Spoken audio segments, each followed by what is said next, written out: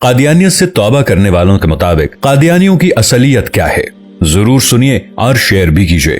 یہ روایتی قادیانی کون ہے؟ یہ دراصل عام قادیانی ہیں جو مرزا غلام احمد قادیانی اور اس کے جانشینوں کی جعلی نبوتوں، خلافتوں اور حماقتوں کو اچھی طرح سے جانتے ہیں، لیکن پھر بھی ان کے خلاف آواز نہیں اٹھاتے، خاموشی سے زندگی گزارتے چلے جاتے ہیں۔ جماعت احمدیہ میں ایسے مرزائیوں کی کثرت ہے۔ یہ لوگ مرزا غلام احمد قادیانی، اس کے نام نہاد خلفاء اور قادیانیوں کی ام المؤمنین معاذ اللہ اور چھوٹی آپا اور بڑی آپا کو اپنی نجی محفلوں میں گالیاں دیتے ہیں، لیکن جماعت کے عہدیداروں کے سامنے ان کا احترام کرتے ہیں۔ اس طرح یہ ایک دوہری زندگی گزار رہے ہیں جو کہ بجا طور پر منافقت کی زندگی ہے۔ ان کے اعصاب اس دوہری اداکاری سے ٹوٹ چکے ہیں۔ جماعت احمدیہ کے بعض سادہ دل لوگ بڑوں کی بددعا اور لعنتوں سے بھی ڈر، کیونکہ ان کی جماعت کے رہنماؤں کا وتیرہ ہے کہ وہ شروع ہی سے اپنے مخالفوں کو موت سے ڈراتے ہیں۔ ہر مسلمان کا ایمان ہے کہ زندگی اور موت اللہ تعالیٰ کے ہاتھ میں ہے، جسے چاہے زندہ رکھے، جسے چاہے اپنے ہاں بلا لے، اس لیے وہ کسی ایسی موت کی دھمکی سے نہیں ڈرتے اور اسے ان کی دماغی بیماری سے تعبیر کرتے ہیں۔ جماعت احمدیہ کے بڑے جماعت چھوڑ کر چلے جانے والوں اور جماعت کے اندر رہ کر ان کی مخالفت کرنے والوں کے لیے بددعائیں کرتے ہیں، لعنتیں بھیجتے ہیں اور دنیا میں ان کے ذلیل و خوار ہونے کی پیشگوئیاں کرتے رہتے ہیں، اور یہ سلسلہ بہت عرصے سے چلا آ رہا ہے، جبکہ ختم نبوت کی حفاظت کرنے والے ہمیشہ سرخرو ہوتے ہیں اور یہ ذلیل و خوار۔ مرزا غلام احمد قادیانی نے امام مہدی، مسیح موعود، نبی، رسول، کرشن ہونے اور اس طرح دوسرے مختلف دعوے کیے۔ یہ بیمار ذہنیت کا آدمی تھا جو خود کو حاملہ ہو جانے اور حضرت عیسیٰ علیہ السلام کی روح اپنے اندر نفخ ہونے کا دعویٰ کرتا رہا۔ حوالے کے لیے دیکھیے کشتی نوح، مندرجہ روحانی خزائن، جلد 19، صفحہ 50، مرزا غلام احمد قادیانی۔ مرزا قادیانی کا ایک صحبت یافتہ قاضی یار محمد لکھتا ہے کہ حضرت مسیح موعود علیہ السلام یعنی مرزا غلام احمد قادیانی نے ایک موقع پر اپنی حالت یہ ظاہر فرمائی کہ کشف کی حالت آپ پر اس طرح طاری ہوئی کہ گویا آپ عورت ہیں، اور اللہ تعالیٰ نے رجولیت کی یعنی مردانہ طاقت کا اظہار فرمایا تھا۔ نعوذ باللہ من ذالک۔ سمجھنے کے لیے اشارہ کافی ہے۔ حوالے کے لیے اسلامی قربانی ٹریک نمبر 134 از قاضی یار محمد۔ ناظرین، جب سے یہ کائنات تخلیق ہوئی ہے، گھٹیا سے گھٹیا ذہنیت کے کسی شخص نے بھی خالق کائنات اللہ وحدہ لا شریک کی پاک ہستی پر ایسا گندا، گھناؤنا، کفریہ اور شرمناک الزام نہیں لگایا۔ ہو سکتا ہے یہ شیطان ہو جس نے مرزا صاحب کے ساتھ یہ جنسی ڈرامہ کھیلا ہو۔ مرزا کے گندے خیالوں اور گندی حرکتوں کا بدلہ اللہ تعالیٰ نے خوفناک عذاب سے دیا، اور دنیا میں ہی اپنی نجاست کے ڈھیر پر اس نے آخری سانس لی۔ بحوالہ سیرت المہدی، جلد 1، صفحہ 11، از مرزا بشیر احمد ولد مرزا غلام احمد، روایت نمبر 13۔ کاش مرزائی مرزا غلام احمد کے خاتمے کے حالات پڑھ کر ہی کانوں کو ہاتھ لگا لیں اور قادیانیت کو خیرباد کہہ دیں۔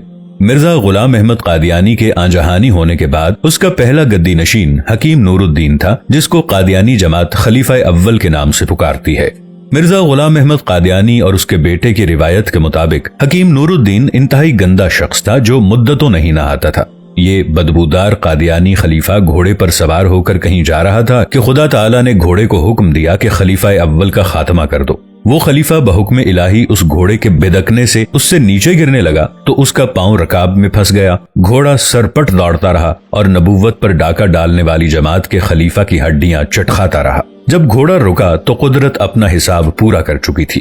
زخموں نے گینگرین یعنی ناسور کی صورت اختیار کر لی اور خلیفہ اول نور الدین بستر مرگ پر ایڑیاں رگڑتے رگڑتے عذاب الہی دنیا میں جھیلتے ہوئے ملک عدم کو سدھار گیا۔ بعد میں خاندان پر بھی مصائب کا پہاڑ ٹوٹا۔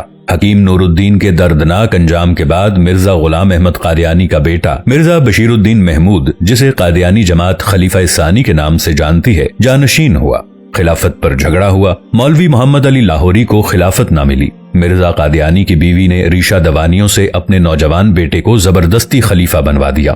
یہ عیاش اور لاؤبالی جوان تھا جسے خلافت ملنے پر مرزا قادیانی کے وفادار ساتھی مولوی محمد علی لاہوری احتجاجاً اس جماعت سے نکل گئے اور اپنا لاہوری مرزائیوں کا گروپ تشکیل دے دیا۔ بشیر الدین محمود نے خلیفہ بنتے ہی ایسی گھناؤنی حرکتیں کی کہ خود شرم بھی شرما گئی۔ اس کی قصر خلافت نامی رہائش گاہ دراصل قصر خباست تھی، جہاں عینی شاہدین کے مطابق صرف عقیدتوں کا خراج ہی بھینٹ نہیں چڑھا بلکہ مختلف ہیلے بہانوں سے یہاں عصمتیں بھی لوٹتی رہیں۔ اس مقدس عیاش نے اپنے شکار گرفت میں لانے کے لیے نہایت دلکش پھندے لگا رکھے تھے۔ اسے معصوم لڑکیوں کو رام کرنے کا ایسا سلیقہ آتا تھا کہ قصر خلافت کے عشرت قدے میں جانے والی بہت سی عورتیں اپنی عزت لٹا کر واپس آئیں۔ خلیفہ ثانی مذہب کی آڑ میں عصمتوں پر ڈاکے ڈالتا رہا۔ چناب نگر سابقہ ربوہ میں مختلف ہیلے بہانوں سے اس عیاش خلیفہ نے عصمتیں لوٹیں اور ظلم پہ ظلم کرتا رہا۔ اس خلیفہ کی رنگین داستانوں کے قادیانی جماعت کے اپنے ہی لوگوں کے تبصرے، حلفی بیانات، مباہلے اور قسمیں موجود ہیں۔ خدائے برتر ایسے ظالم انسان کو کبھی معاف نہیں کرتے۔ چنانچہ احمدی جماعت کے اس خلیفہ ثانی، جسے قادیانی فضل عمر بھی کہتے ہیں، کی زندگی کا خاتمہ بھی انتہائی دردناک حالات میں ہوا۔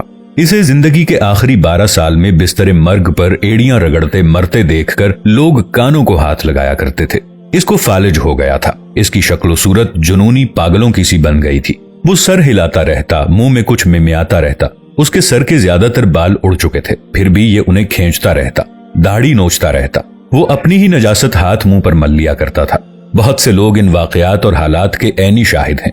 اس خلیفہ ثانی نے ایک بیان میں اعلان کیا کہ جماعت احمدیہ میں 98% منافق ہیں، جس کی بنا پر جماعت کو ان کے پاگل ہونے کی افواہ اڑانا پڑی۔ ایک لمبے عرصے تک اذیتناک زندگی بستر مرگ پر گزارنے کے بعد جب یہ شخص دنیا سے رخصت ہوا تو اس کا جسم بھی عبرت کا نمونہ تھا۔ ایک لمبے عرصے تک ایک ہی حالت میں بستر پر لیٹے رہنے کی وجہ سے لاش اکڑ کر گویا مرغ کا چرغا بن چکی تھی۔ ٹانگوں کو رسیوں سے باندھ کر بمشکل سیدھا کیا گیا۔ چہرے پر گھنٹوں ماہرین سے خصوصی میک اپ کروایا گیا۔ جسم کی کافی دیر تک صفائی کی گئی اور پھر عوام الناس کو دھوکہ دینے کے لیے مرکری بلب کی تیز روشنی میں لاش کو اس طرح رکھا گیا کہ چہرے پر مصنوعی نور نظر آئے۔ لیکن قادیانی تو ساری باتوں سے واقف تھے۔ خدا تعالیٰ ایسے حقیقی انجام اور مصنوعی نور سے ہر مسلمان کو محفوظ رکھے، آمین۔ قادیانی جماعت کے نام نہاد خلیفہ دوم کی تدفین کے بعد اس کے عزیز و اقارب اور پوری جماعت احمدیہ نے سکھ کا سانس لیا۔ پھر موروثی وراثت اور چندوں کے نام پر لوٹ مار کا سلسلہ جاری رکھنے کی خاطر انہی کے بڑے بیٹے مرزا ناصر احمد گدی نشین ہوئے۔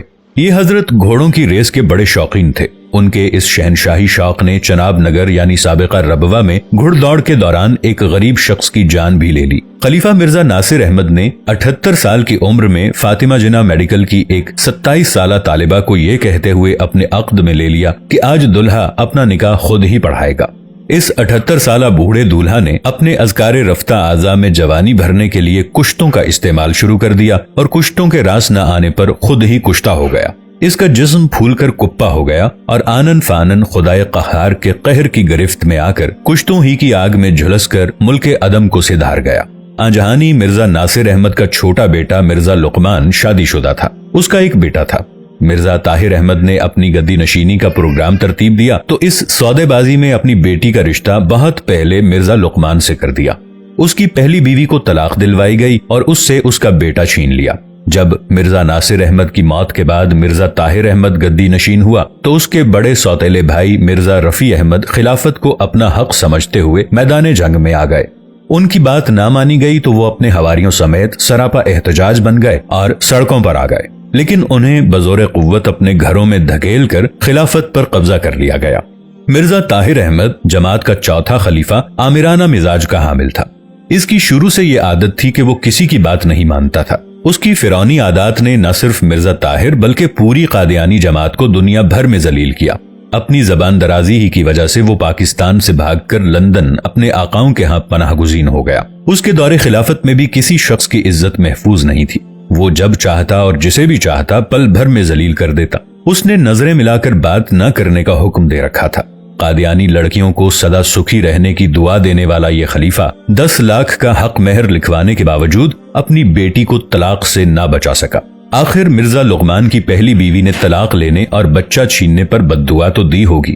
مرزا طاہر احمد ہومیوپیتھک ڈاکٹر کہلوانے کا شوقین تھا اور اس کا یہی شوق انسانوں کے لیے مصیبت کا باعث بن گیا۔ مرزا طاہر احمد چاہتا تھا کہ عورتیں صرف احمدی لڑکے ہی پیدا کریں جن میں ذات پات یا نسل کا کوئی لحاظ نہ ہو۔ قادیانیوں کو نر نسل پیدا کرنے کی گولیاں دیتا رہا جن میں مردانہ طاقت بند ہونے کا دعویٰ کیا جاتا۔ شاید قدرت اس کے ان ہتھ کنڈوں پر ہنس رہی تھی۔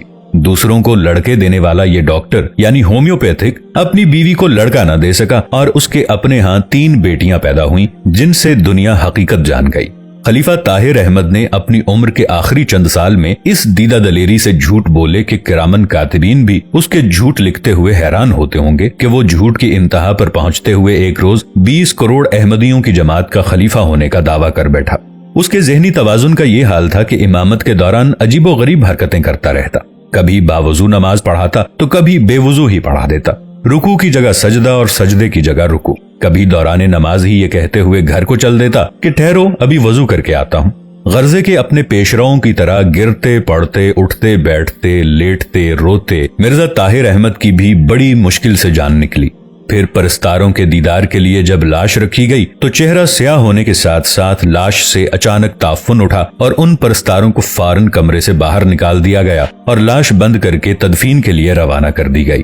لوگوں نے یہ مناظر براہ راست ٹی وی پر دیکھے، کافی لوگ اس کے گواہ ہیں۔